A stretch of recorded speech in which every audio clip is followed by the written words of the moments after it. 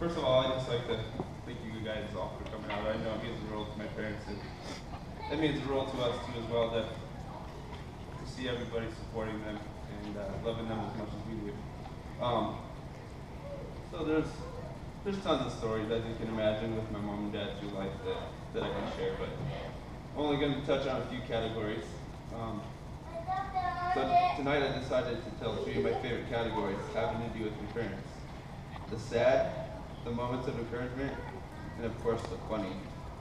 I decided to start with the sad, but touching times to get them out of the way.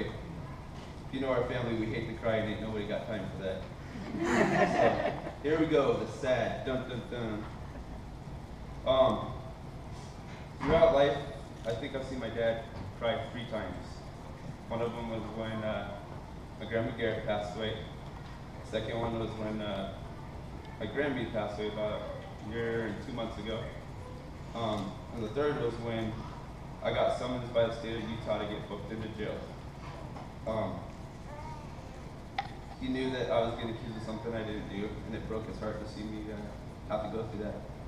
And both my mom and dad were there for me. We cried, we laughed, and we grew extremely close.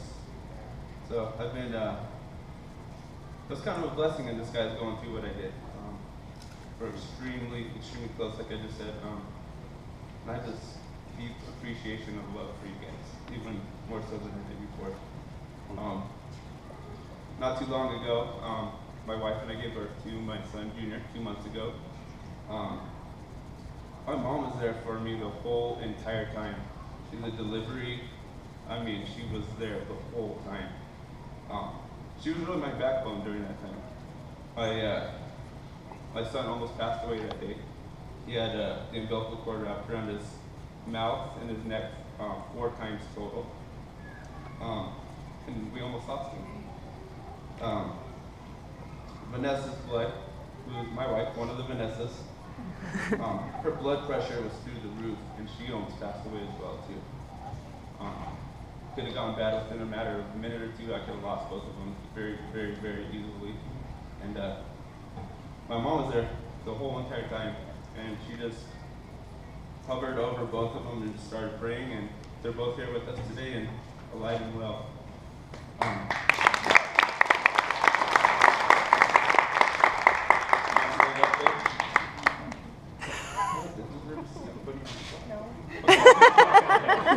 She is standing up. That's my Vanessa. Wait, wrong Vanessa.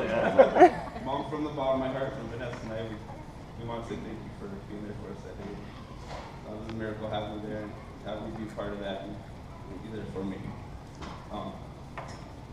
Been an awesome mom. You still continue to be today. Okay, anyways, enough of the sad crap.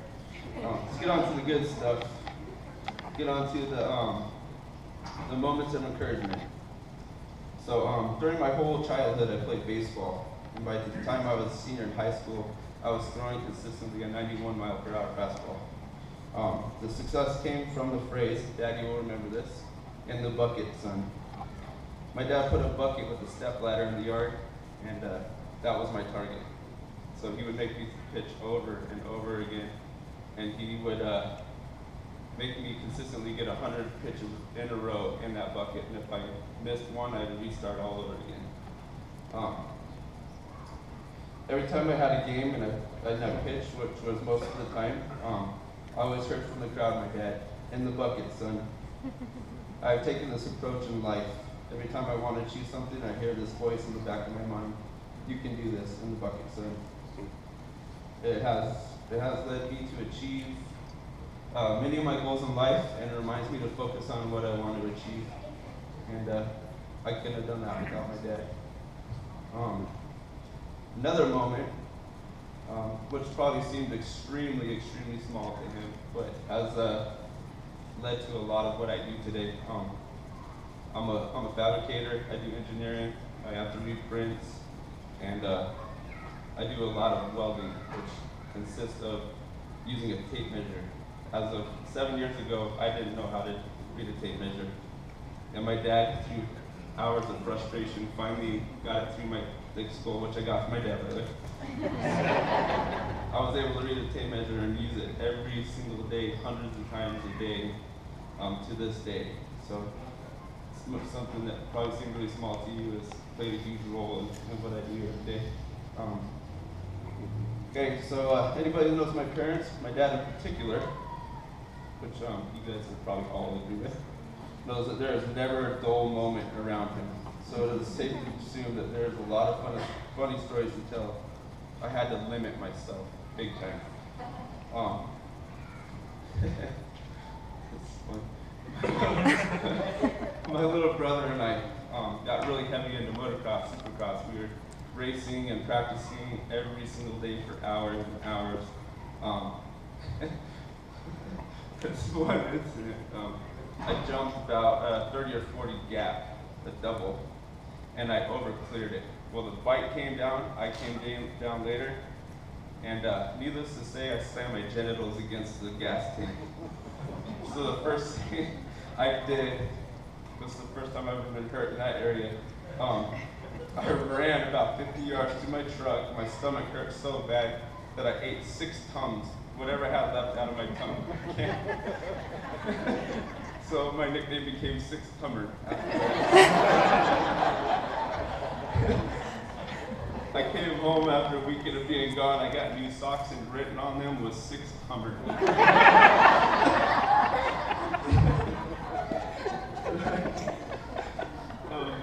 I could go on for days with stories like this. Taylor and I were 3 years apart, and needless to say, we fought a lot. And well, he always started it.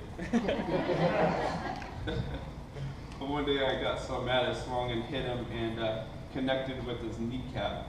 I broke 4 of my knuckles. My dad was so fed up with us fighting at this point, he made me wait for 4 days before he brought me to the doctor. That is a true story. I was in the cast for 6 months. I thought he was faking it. I was a little bit dramatic then. He used to call me Hollywood. Dad, you want to sing the song about the mic? No. Yeah. The next one, Mom, this is all you. You're in trouble too, you're not safe here. We came up with a bright idea when we were kids to play hockey with baseball bats. I still don't see the flaw in that. I don't know. Except for I broke my hand again. And so my mom thought I was faking because I was called Hollywood. And 2 days later, my finger swollen the size of a pickle, no exaggeration. And she said, I think it's about time we bring you in to go get that checked out. Needless to say, I have 2 broken fingers after that one. I still give a crap about that to this day. This one's one of my favorite stories. And I'm sure my dad's probably never told this before. And I'm going to tell on you, Dad.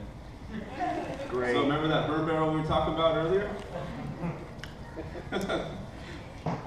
We decided to burn some weeds, and my dad's a pyro, whether he wants to believe it or not, he's a pyro. The man has a propane tank with a flamethrower on it. Doesn't get more pyro than that. You guys have seen it. So he decides, in Arizona, let's burn some weeds. Around 10 acres of land with nothing but weeds. In July. In July. That doesn't even let fireworks in July. What do you think? So he's doing his weeds and everything. He loses track of what he's doing. Next thing he knows, he turns around and there's 5 acres on fire.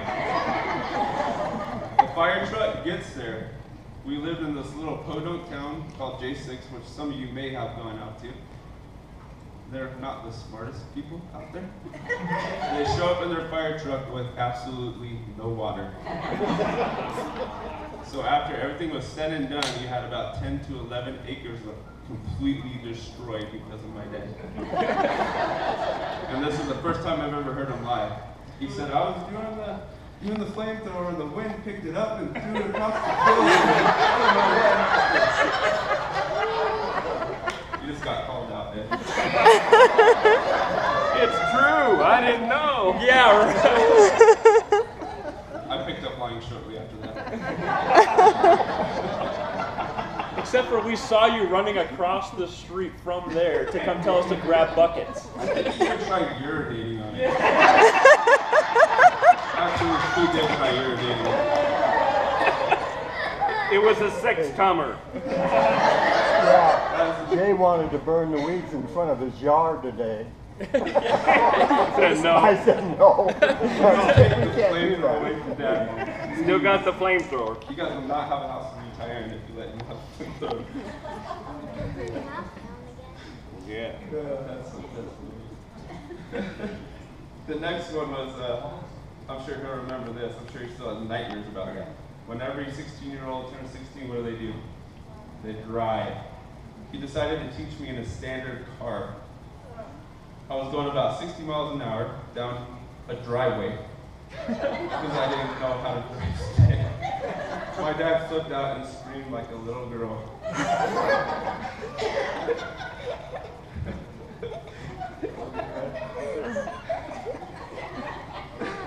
He did not know what to do. I didn't know what to do. I thought we were dead. He came up with the bright idea to turn the ignition off, and I landed about a foot away from my grandparents' home, which I don't know if you knew about that until now. Needless to say, I did not drive stick after that. He got an automatic for me. And the funny part was after it was done, my dad was like dry heaving and hyperventilating.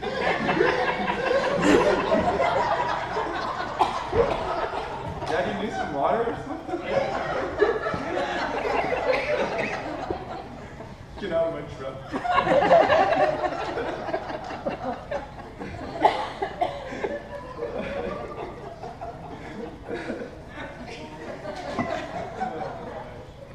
I could go on a lot more about that one, but I'll leave your sanity for you, your dignity with you. The next one was one of my dad's bright ideas was to do beekeeping and bring his kids along with him. Which I'm allergic to bees, by the way. We're talking anaphylactic shock, and he decides it's a good hobby. Thank you, Dad. They don't make bee suits in 6T in case you're wondering, or 4T size clothes. So he just told us to wear hoodies. And 105-degree weather, wear hoodies. In a truck with the windows up. Except for he left the windows down, and they were power windows, so you couldn't put the windows back up. Well, he decided to put the bees in the back of the truck, and the bees got in the truck, and those hoodies didn't work so well. We got lit up. Taylor almost died. No, I'm just kidding. Well, we drove home, and the bees decided to get in the truck again. The wind or something came in the window, and we're driving down the road, and my dad started hyperventilating like a girl. Pulled over off the side of the road, and we're running, getting these bees off of us. But the honey was great. It was worth it. We got good allowance the next week after that, so we kind of made up for it. The next one, which all the kids I'm sure will remember this, is my dad had his crazy moments. One of the, Dad, you'll remember this, in the family van, the Astro van, that's really easy to tip, my dad decided that playing this game called Corners would be great. No, Corners is pretty much driving drunk, except for you're not drunk. So we go down the road in traffic, and yank your steering wheel back and forth, back and forth, and back and forth. By the time we were done, I think every single one of us had to be treated for dizziness and whiplash. And I think some people on the road probably urinated themselves too. Much like my dad trying to be on the fire. Mom, I'll never forgive you for this next story, just so you know. So, in J6, with absolutely nothing to do except for burn acres of fire, or acres on fire, Taylor and I decided to build this treehouse, which was really gnarly. It was a really cool treehouse. Except for we had a door that you get through the top. And we didn't put anything over it. So I fell through. As I fell through, my arms were like this. I go down and my arms are completely cut all the way from the inside of my armpit all the way down to the inside of my hands. Completely just cut. I hit nails, wood, everything on the way down. And my mom was flipping out, screaming like a girl, like my dad. Gets me inside the house, treats my wounds, everything, bandages me up, and I'm walking around like this. She decides to bring me to Safeway, which I eventually got employed with, I think about 2 weeks later. And I'm walking around just banged up and everything. I run into my absolute best friend, who I'm still really good friends with to this day. He asked me, "What happened, bro?" He's someone that tried making Taylor and I Mexican. "What's happening? I thought, what's happening? You got all over your arm, man." I'm like, I fell through a floor, bro. And he's like, "Why you got maxi pads all over your arms?"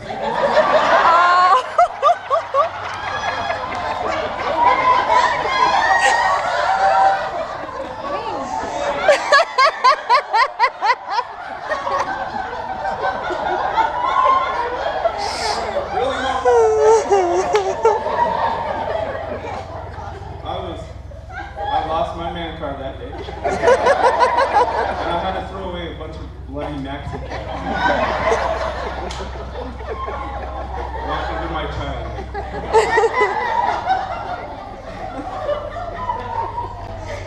This one, I kind of want my dad to stand for this last story because you will see him cry like a little girl from laughing so hard. You know what's coming, Dad. The best story I can think of is when my dad discovered Stick Death Godzilla's world. A little cartoon. I'm going to do a little or a little, whatever you call it, show for you. Demonstration, there you go. So, it's this little cartoon clip, right? And it's a squirrel that they decided to make into Godzilla. He's stomping all over the city, destroying everything. They got SWAT teams shooting him, people trying to bomb him and everything, nothing's working. You see this little SWAT truck come up, shoots him, hits him right in the genitals. You see the squirrel go, fall right over. So throughout her whole life, anytime anybody gets hurt, my dad's like, no sympathy, just.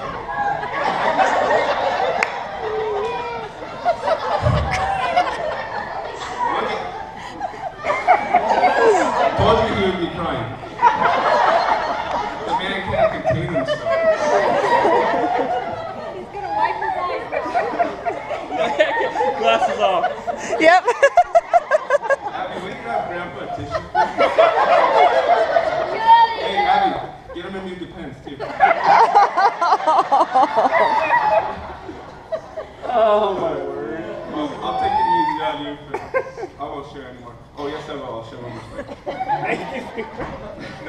The last story, the same Safeway that I got employed in, that I got crap 2 weeks later for, because I came into the Safeway with Mexican from my employer now. I decided to go shopping with my parents, which I never do. And my Mexican friend taught me to wear baggy clothes. So we're in the grocery store. My dad does some crazy things every once in a while. Anybody ever experienced that with my So he's in the store. He decides that I'm going to mess with Maggie, so I'm going to pull on her back pockets. So he's pulling on her back pockets. Well, her back pockets came off. She was wearing a thong.